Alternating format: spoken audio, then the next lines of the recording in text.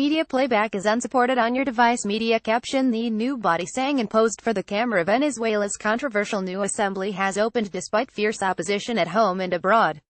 President Nicolas Maduro says the Constituent Assembly is needed to bring peace after months of crisis.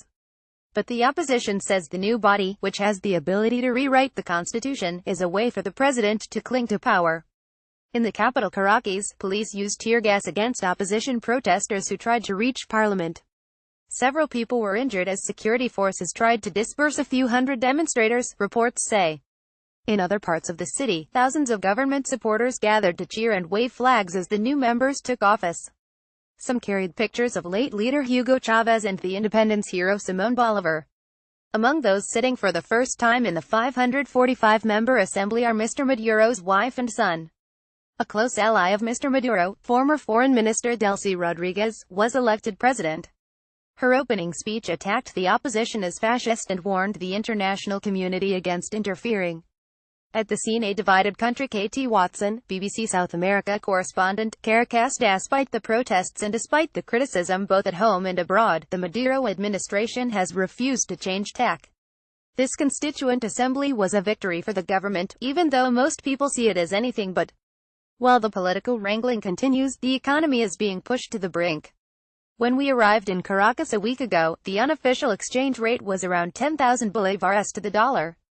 It has now nearly doubled to 19,000. But how much worse can this country get? The feeling is that things could get worse before they get better and that the opposition will need patience. But the international community might not sit and wait for things to improve.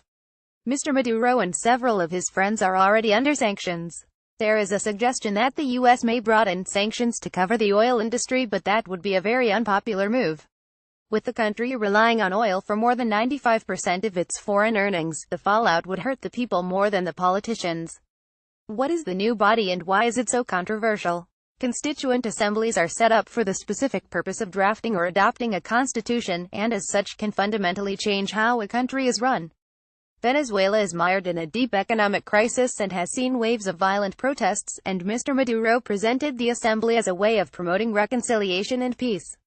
Image caption: An ally of Mr. Maduro, former Foreign Minister Delcy Rodriguez, is president of the new body. Ms. Rodriguez added in her speech, the international community should not make a mistake over Venezuela. The message is clear, very clear. We Venezuelans will resolve our conflict, our crisis, without any form of foreign interference. But the opposition has cried foul. The new assembly has the power to bypass and even dissolve the current opposition-led National Assembly. The two bodies are expected to run in parallel in the Legislative Palace in Caracas. How widely is it supported? The election for the Constituent Assembly was marred by violence and accusations of fraud. Venezuela's electoral authority said more than 8 million people, or 41.5% of the electorate, had voted, a figure the company that provided the voting system said was inflated. Image caption: Supporters of President Nicolas Maduro were out in force on Friday. The opposition boycotted the poll and also held an unofficial referendum in which they said more than 7 million Venezuelans voted against the Constituent Assembly. They have called for mass protests against the new body, but demonstrations so far appear to have been muted. How does the international community see it? The Vatican has joined worldwide condemnation of the assembly by calling for it to be suspended. In a statement, it argued the assembly fomented a climate of tension rather than reconciliation and peace. The U.S. has imposed sanctions on Mr. Maduro, with the Trump administration calling him a dictator.